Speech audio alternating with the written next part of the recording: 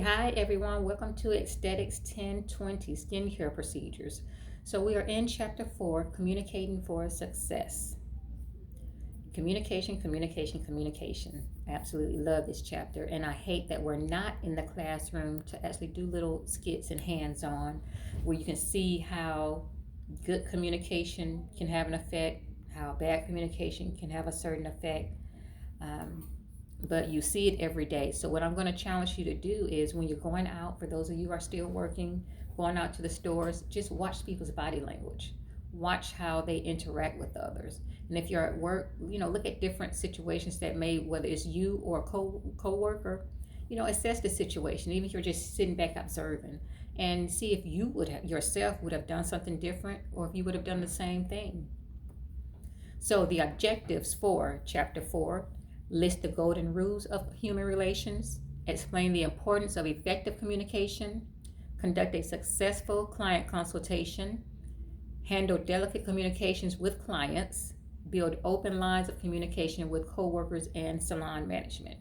So those are your objectives, and you'll find the objectives in each chapter in the front of the page.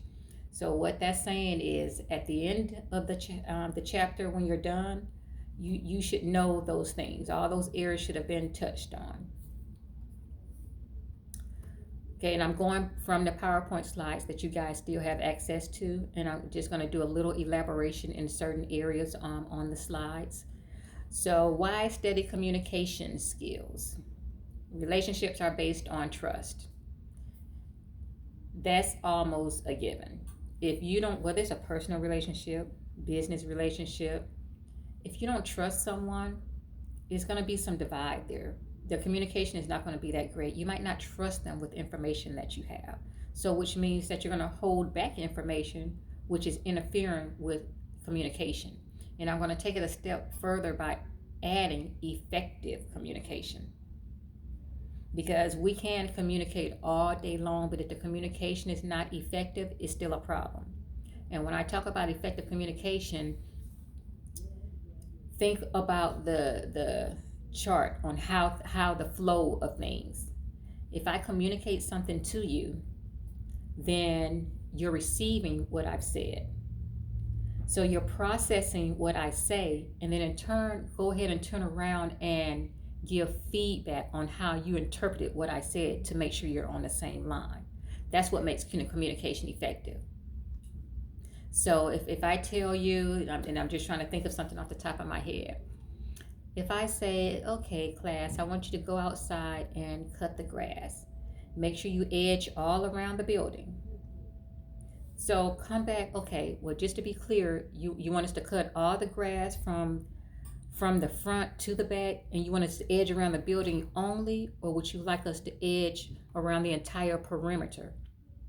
Which could be a legit question, because if I said around the building, you might just be thinking the bricks, the foundation of the building. I just want edged around there, but the edging can mean everything surrounding the building on that property. So if you communicate back to me what you just heard or thought you heard, then I can come back and say, yes, that's exactly what I meant, or, well, no, I want you to include all of this. That's when we start talking about effective communication. So you have the sender that communicates what they want. You have the receiver that's receiving the information, and they relay back the feedback to see if that's what you're saying. And then the initial sender, that's exactly it. Or no, I need you to do A, B, and C instead. So that's what we call effective communication, because we can communicate all day, but if it's not effective, it was still no good. So I was in the military and I had a sergeant major. I think he was a great sergeant major because this information still sticks to me now. And he always spoke on communication, spoke on feedback. So I have this rule of thumb with feedback that I'm going to pass on to you guys too. And I think it's some good information that you want to take heed of.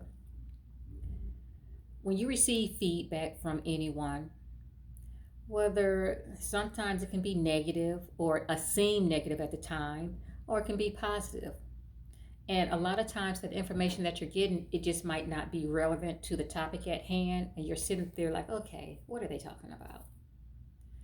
Instead of dismissing what you're hearing, Learn to be active listeners.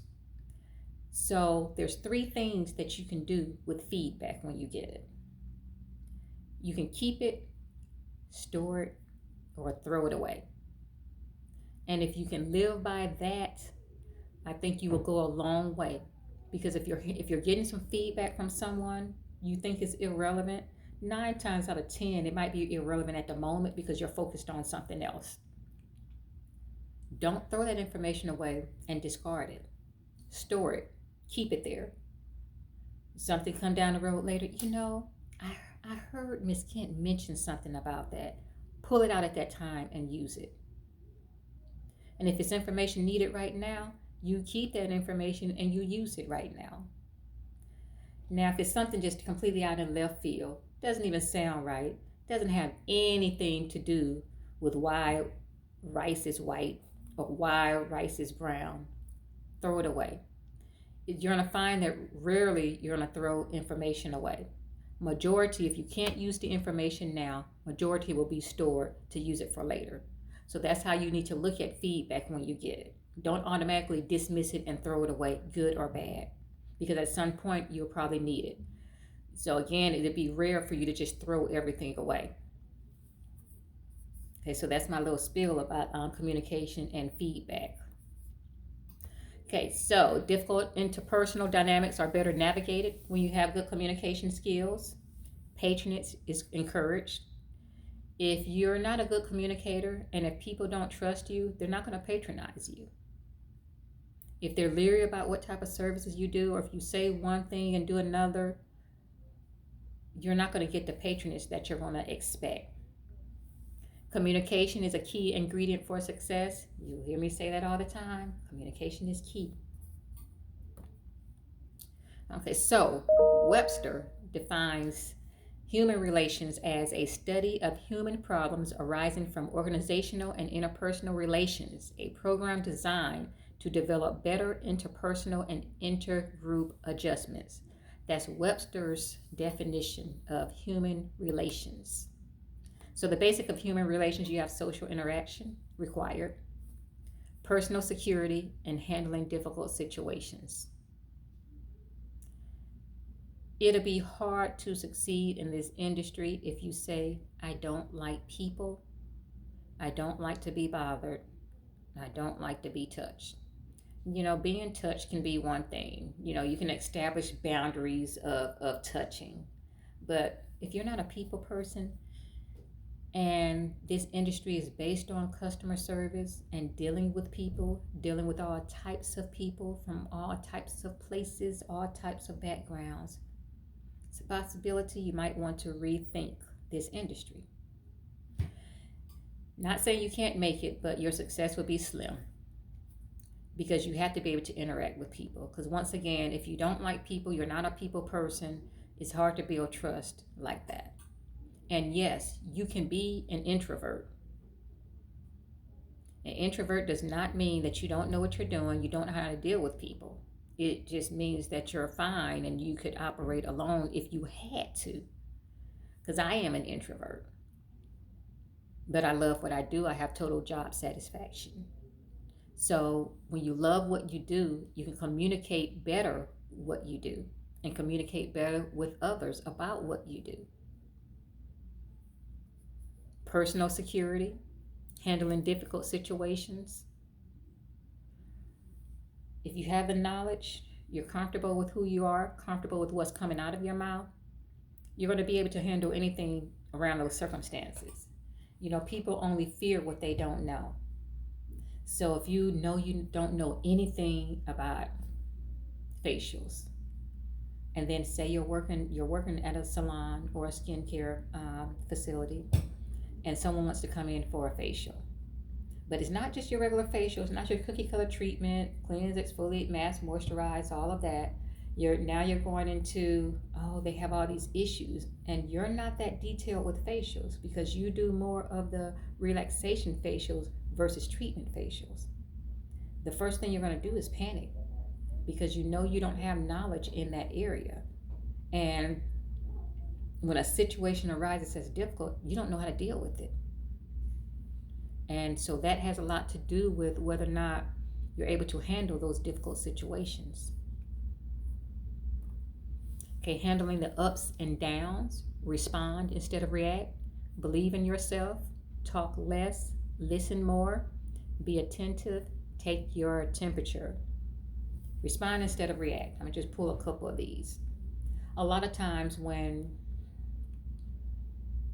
we're not in a good mood or you feel passionate about a certain thing, someone says something to you, you're quick to react. And when you react, those reactions are coming off your emotions, off of how you feel. We have to learn how to step back and get rid of a lot of personal feelings, separate it, because this is business. You're providing a service. So then if you can step back and listen, then it'll give you a moment to take a breather and you can respond to the person. Assess the situation and then respond in a calm manner, in a logical manner, in a reasonable way. If you're not prepared and you're not great with communication, then you would automatically react. What did you say? Excuse me? So that can prevent a lot of that from happening.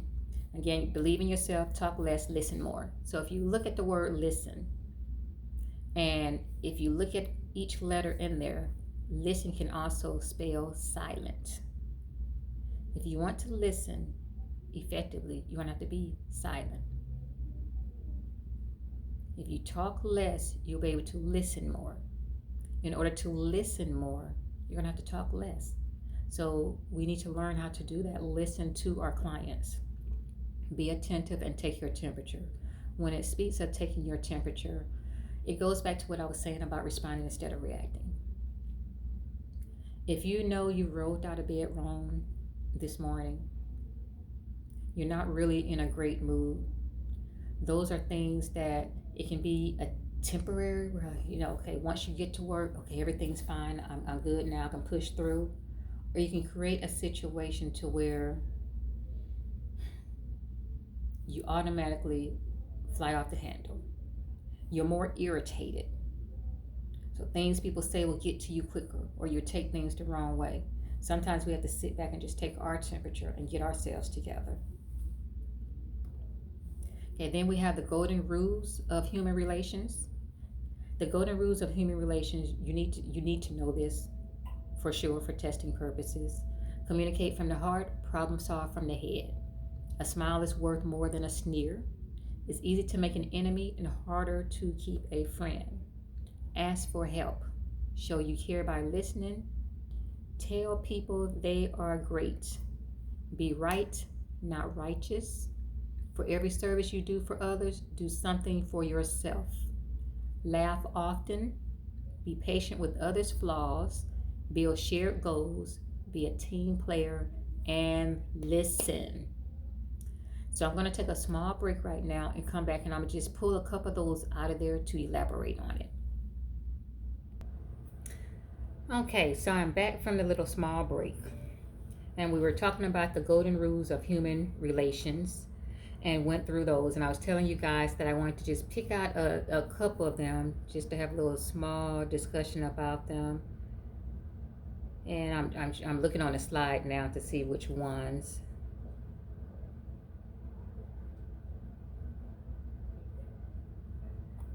Okay, so a couple that stand out, telling people they are great. Everyone wants to hear something positive. Some people's esteem are low, and just giving off some positivity, it brings that energy right back. Because I do believe that we pass energy along to each other when we're touching people, doing facials, just having that personal contact. Our energy passes, and I would literally have some clients who would know in the past whether I was having a good day or a bad day, because they can just feel it in my energy, just like the aura. And I had to really check myself and check my temperature. And after I was told that, this was some years ago, and after I was told that I had to make adjustments and make sure that anything that I had going on at home, anything I had going on just outside the salon in general, that I didn't bring that here. So you have to let things go, and that includes you guys. having issues at home, has something on your mind, there's problems here, when you come into the classroom, leave all that behind and clear your mind and just focus on the task that's right in front of you. So people always want to be just told just different things. They're great. Hey, your hair looks nice. Your shoes look nice. Because so often, especially as women, a lot of times we don't compliment each other enough. We always say, "Oh, a room full of women. Oh, that's a problem." But if you find that if you're in a situation like that, and no one's talking to each other, no one's speaking to each other, they don't know each other, but all you have to do is just smile. Hey, I like your shoes. And quite frankly, it doesn't even matter if you saw the shoes or not. You're just opening up those doors. And what you'll find is that person will let their guard down and even give a little smile like, oh, yeah, I got it from such and such. And it just opens up the doors. And it just brings that guard completely down rather than just sit there. So that's always great to do. Be right, not righteous. You can be right about things, but you don't have to be so self-righteous that I know it all kind of attitude. The true arrogance where it's about you, I know what I'm talking about. So you can be right without being righteous. For every service you do for others, do something for yourself. This is a task that I failed at miserably for years, and I had to figure it out. And when I say that, so often as estheticians in our industry, we're so busy taking care of everyone else that we fail to take care of ourselves. And that can start causing our health to go down, different ailments with us because we don't take care of ourselves. And I've done that for many years. My reason for coming into this field was because I used to get all of these services done. It was the time for me and my sister to spend together. And it got to a point where customer service was just bad. The technician wasn't coming in on time, would be running late, and then coming in late and not even acknowledging that they're late, still eating their food, and we're just sitting there waiting. So I said, I'm going to go to school and learn how to do this so I can do it on both of us. But what happened was I went to aesthetic school, learned how to do this stuff, and would have to say that I have not done any of those treatments on myself. Been in business for over 10 years now, almost 11 years. And I failed to get these services done. So I have neglected myself over the years because I'm so busy of doing services for everyone else. But I'm learning now how to try to take that time out for me. So I hope you guys can leave this classroom, finish this course, and be great so I can come see you. Because now it's an issue of trying to find the right person to service me. So I would love for it to be one of you. So just remember, every service you do for others, do something for yourself. Laugh often, always. It is so easy to smile. But when you frown, if you think about it one day, if you're upset about something or not happy, look at how much energy it is taken for you to frown, how much energy you're taking just to be upset. Because some of you just think about it, and I know some of you can relate. You can be upset about something.